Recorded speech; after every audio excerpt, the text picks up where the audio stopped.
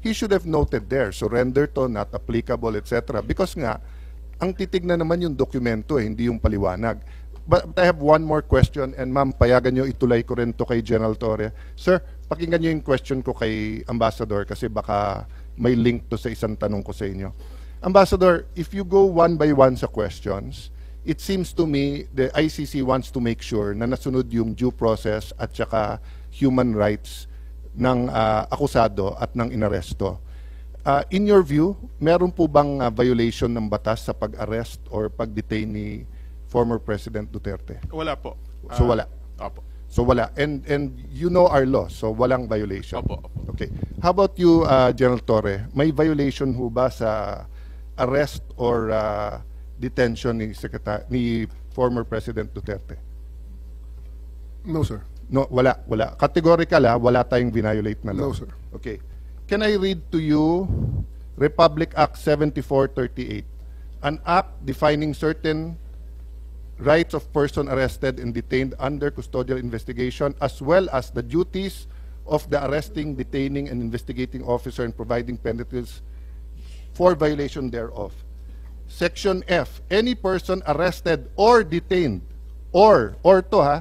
arrested, detained, or under custodial investigation shall be allowed visits by or conference with any member of the immediate family or any medical doctor or priest, minister chosen by him or by any member of his immediate family or by his counsel. I saw the video, sir. President Duterte was asking for his own doctors. Ang sabi nyo, hindi, may dala kayong doctor na colonel. Tama po ba? That's one part, sir. Yes, so you did not allow him to bring in his own doctor. There's another video that will show that he has his doctors from the Cardinal Santos. Yes, and he was saying kulang yon kasi ano pa sila, di ba? Yung iba pang doctors, pero hindi na pinayagan. There's videos from outside, yung ibang gamit, etc. Correct, sir? So, you can answer. Hindi to yes or no. So, to your point, did you allow all of his doctors in or no? Sir, we have substantial doctor.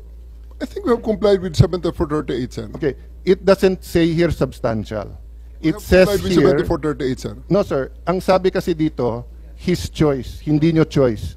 Hindi nyo choice i-limit yung doctors niya. Ang sabi nyo, substantial. So, I will clarify. Were there doctors that he requested you did not allow in? Yes I was or not no? aware of that, sir. Okay. You're not aware kung meron pinapasok o wala. Kung meron siyang ibang Okay. additional doctors, But sir. I saw the video wherein you're saying 2-star, ako na nagdedesisyon, I will not allow VP Sara in. Tama? Yes, sir. Okay. Hindi ba siya anak? Ang nakalagay dito, the person's immediate family shall include his or her spouse, fiancé, parent or child, brother, sister, grandparent, grandchild, uncle, aunt, nephew, niece, etc. Ang penalty nito ay 4 na taon ata na kulong. Penalty clause. Any arresting public officer, employee, or any investigator who fails to inform any person arrested, detained, or under custodial investigation of his right to remain silent and to have competent penalty of not less than 8 years. So, ito, sa letter B, any person who obstructs or prevents any of his lawyers, any member of his family, or person arrested, detained, medical doctor or priest of his choice 4 years. So, sir, you prevented VP Sara from entering. At the outset, sir, maraming salamat sa pagbigay sa akin ng pagkakataon na ito para maklarify yan, sir, dahil nung first hearing natin, sir, ay palagay ko na-explain na lahat yan, sir, at nagkaroon ng napakaraming mga... Nung first hearing, sir, ang pinag-usapan kasi doon na lawyer, ako, upon looking at the Constitution, kaming mga senador, we cannot appear before the court, but we can practice. Pero ang presidente, vice president cannot practice. So, kasama na ako doon at yung ibang nagsabing abogada, pero nung nakita ko tong batas na to, nakalagay, pag anak, you cannot stop them from visiting. And nakita ko yung video, but sabi nyo nga, may kompleto kayong video, that's why I'm asking you, baka naman pinapasok nyo nang hindi ko alam. Sabi mo, 2 stars, sir, ako na. Ako nagdesisyon nito, sir. I don't know if you use the word ako mananagot. So, simple lang question ko, did you prevent VP Sara from seeing her father? Yes or no? Can I expound on this, sir, before I answer the yes, Yes, or go no, ahead. sir? Thank you, sir. Kaya ako nagpapasalamat, sir, na ma-expound yan, sir. Dahil after the first hearing, medyo marami-rami ang lumabas, sir, ng mga misinformation regarding that matter, sir. Yes, sir, I did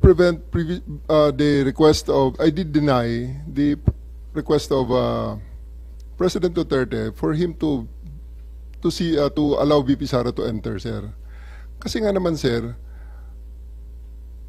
mag-alas 10 na yun, sir. And that is already around 12 hours after we first got him into custody. The VP has all the chances to be with the President earlier that day. We are expecting her. Actually, sir, mga alas 3 pa lang, may information na darating siya. And kung gusto talaga nilang pumasok, sir, pwede naman, sir, eh. Kasi hinadangan mo nga eh, di ba? ma'am, sinundo, ma'am, sa loob ng Villamor. Sinabi nga ninyo na hinarang, di ba? Sabi Yes, nyo, ma'am. Ito, kasi ma'am, ah, gabi na, matagal na. I did, ma'am, I did really prevent that from the VP. I told the President that she can visit her on the detention cell in Hague. Sabi ko kung gusto niya talaga. Pero Sabi kasi mo nga makapasok, naman, pero ma'am, sa kabilang sandali, ma'am. dako sinabi mo you prevented let her. me- Alin ba talaga? Let me clarify, ma'am, hindi pa ako tapos, ma'am, eh. Hindi, iba-iba Okay, na yung sinasabi mo eh. Ma'am, patapusin niyo ako kung pwede. Kung pwede, ma'am. Okay lang. Kasi, ma'am, Madam Chair, meron tayong... I think the resource person is, If you will allow me. huh? Sir, if you will allow me. Sir, Yaw. Okay, sir. Kaya nga, but please. eto, sir, ah. After all was being said and done, yung sasakyan ni Hanilet, sir, and 5 other vehicles, nakapasok at sinundo sila, sir. Ang eroplano nasa bukas pang pintuan, sir. So, yan, sir, ang isang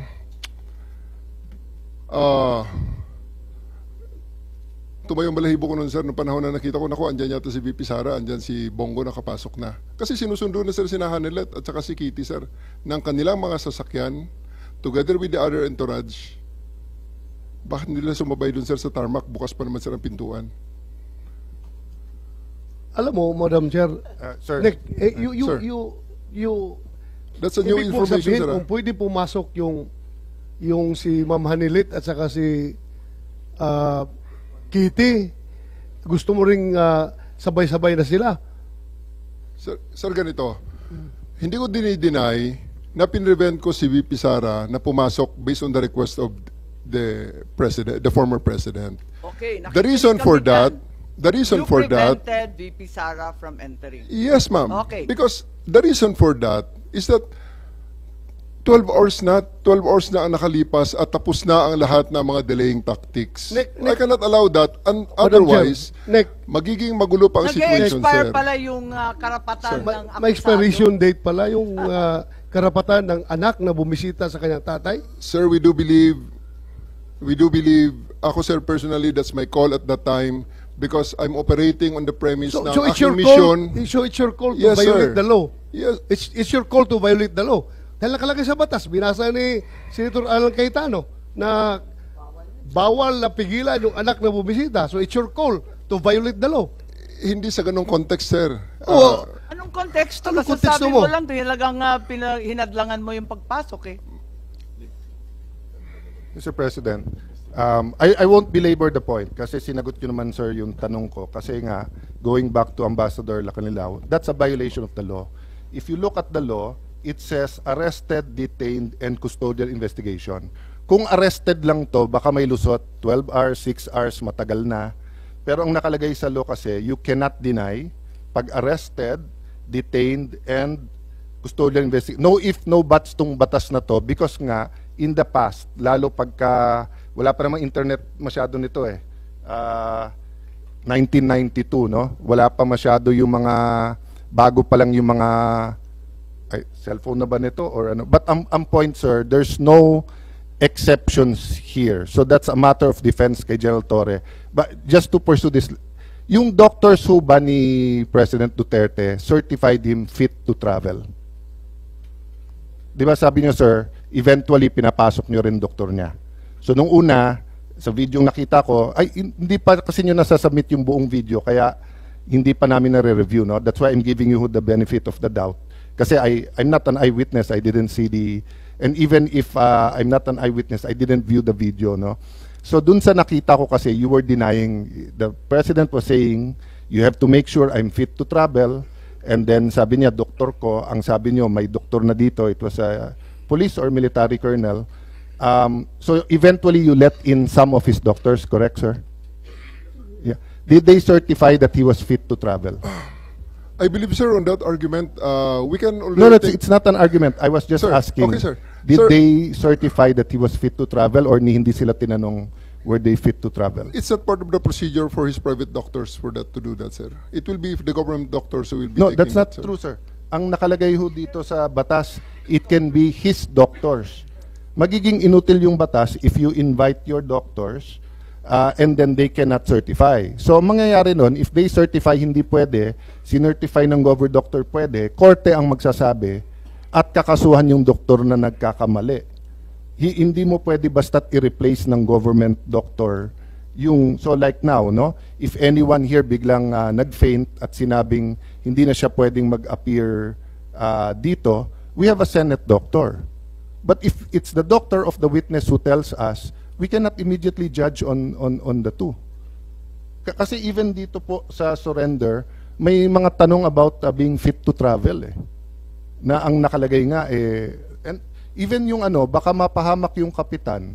Kasi kung titignan niyo po yung yung Yes. pinirmahan ng kapitan, sa pinirmahan niya po may nakalagay doon ha. Saan yun? Yes, Senator Cayetano, kung pwede lang Yeah, i-clarify, anyway, ang nangyari, si Kitty, sinabi talaga na hindi pinapasok yung doktor. At sinabi ni Dr. Rosa Alinsi na ang dating Pangulo, napakataas na ng kanyang diabetes, umabot ng 328, he needs to be admitted directly to a hospital. Nagkaroon ng diskusyon doon sa Villamor, pinatawag yata, nung isang Colonel Dr. Donald Palma, cardiologist, na hindi siya nasa kalagayan na magbiyahe ng mahaba, pero pinirmahan ni Dr. Colonel Jonathan Rico, isa na namang Armed Forces Doctor, Commanding Officer ng Air Force, na pwede siyang bumiyahe. So, ibig sabihin, maliwanag na ang pumirma ng certification of fit to travel ay hindi kanyang doktor na hindi pinapasok, kundi doktor ng AFP. Correct ba ho ang pagkakwento ni Madam Chair. Chairperson? No, Senator Go, just before, ito yung dahilan kung ba't ko tinatanong ha. Sabi nga ni SOJ, sub judice, meron na request, may petition for writ of habeas corpus.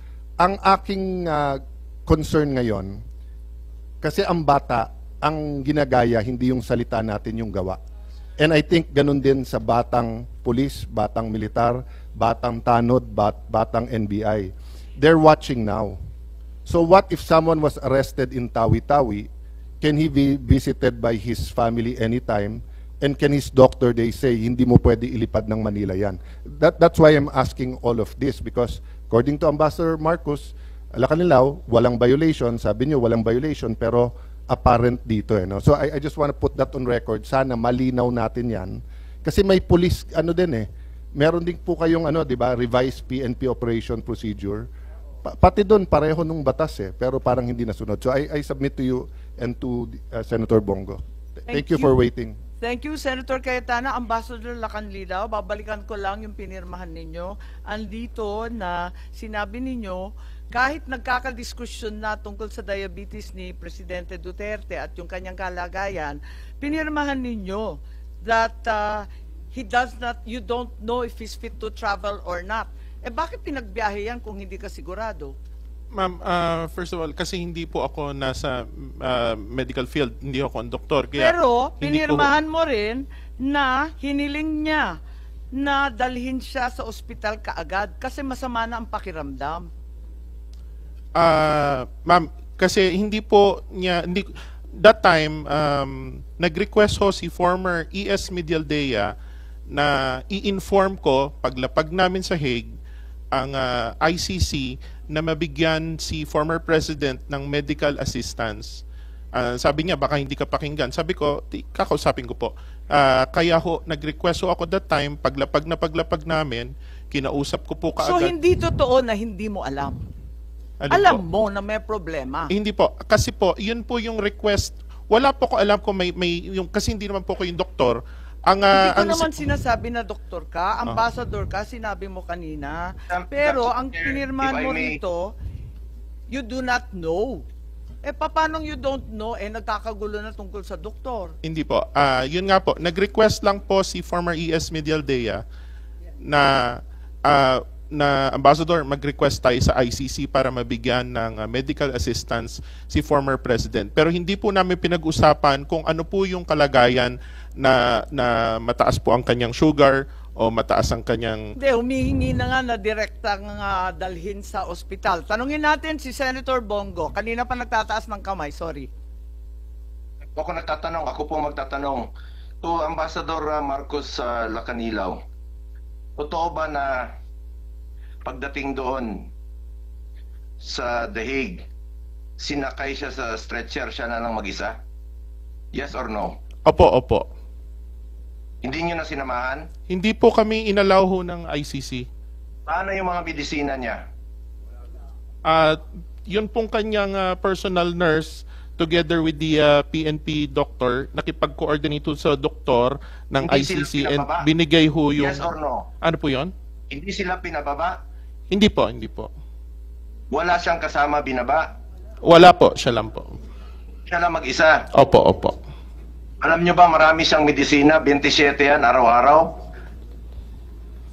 Kung ano yung pinainom sa kanya hanggang ngayon po, hindi pa rin pinapainom sa kanya kahit pinagdalawang beses na pinadalahan siya mula sa Pilipinas. Hindi pinapapasok. Dahil gusto nila sila ang maggamot. Paano na lang po kung hindi hiyang o hindi naayon sa kanyang karamdaman? Yung nasa Villamor pa lang po, si dating Pangulong Duterte, mataas yung blood sugar niya. And he is due for check-up po, March 12. Andiyan dyan po yung nurse niya. Monthly po yan. December, January, February, March. Buwan-buwan po yung kanyang medical procedure. 80 years old na po yan. Buwan-buwan, ako mismo sinasamahan ko. Pati yung gamot niya, buwan-buwan, ako rin po nagpapadala. May karamdaman na po si Tatay Digong. Alam niyo po ganitong totoong kwento. Para alam niyo lang po yung totoo. Nung dumating si dating Pangulong Duterte, andiyan dyan po yung tatlong doktor niya. Harap ko po si Chief PNP Marbil. Tinanong ko po, Sir, saan niyo ba dadalhin? Kasi dito yung mga doktor.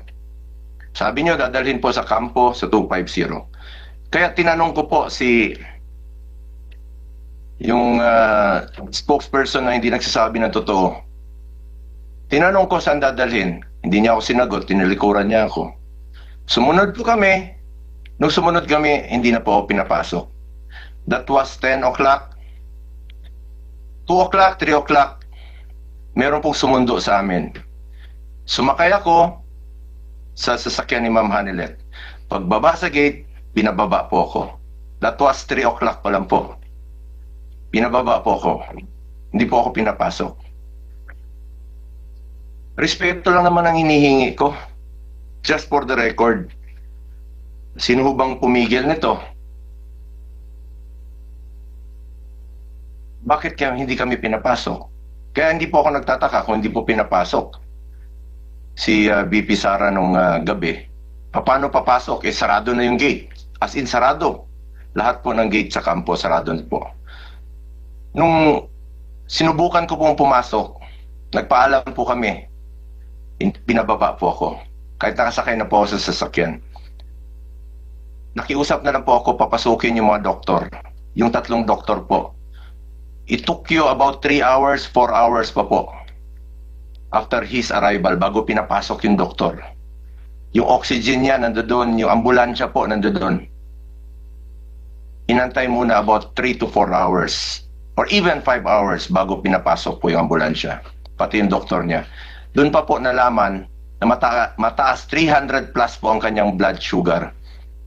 with that findings, kung talagang chinek up ng doktor ninyo ng maayos, he is not fit to fly. He is not fit to fly.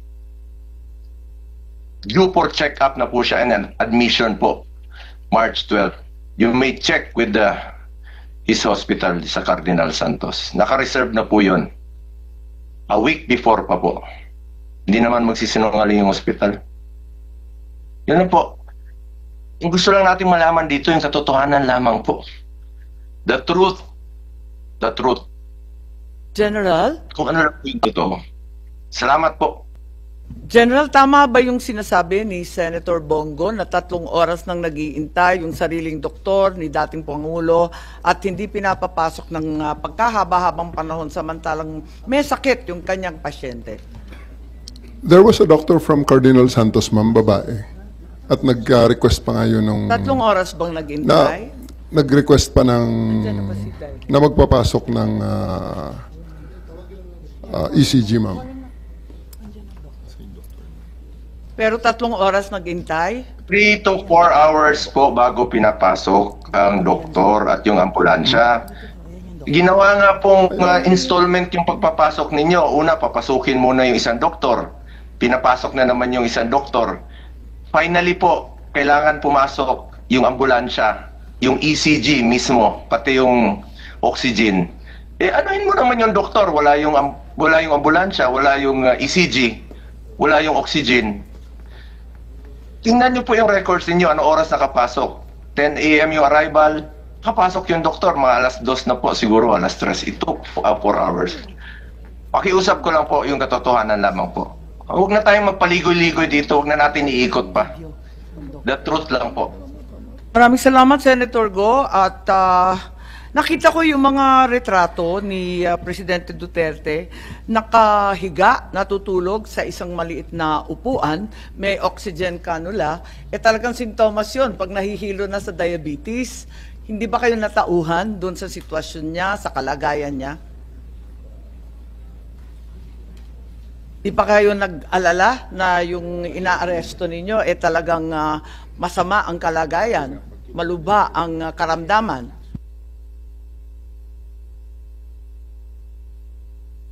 Yes, General Torre. Nakita mo naman siguro, nakita ko lang sa picture, di mas lalo mong nakita.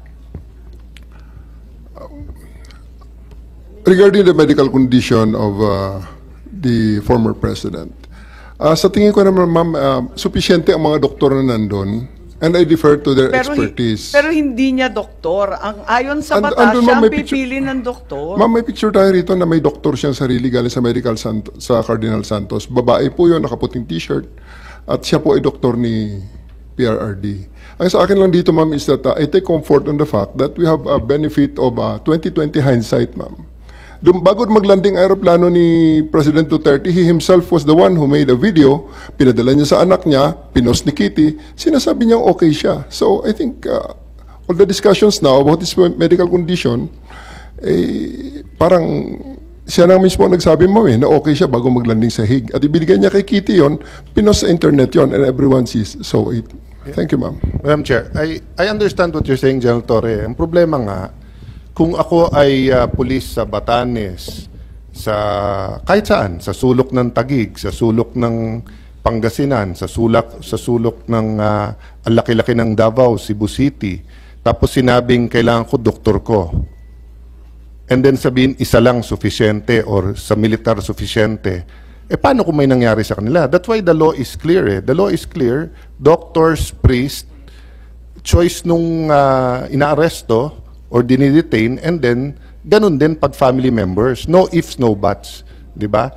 So, I have seen Supreme Court cases where they said that this is not to be a precedent, that this is a special case. Diba? We've seen Supreme Court cases. So, if you say this is a special case, given the circumstance, I will not say you're right, but I will not argue with you. But if you tell me, sir, okay naman siya, o tignan mo.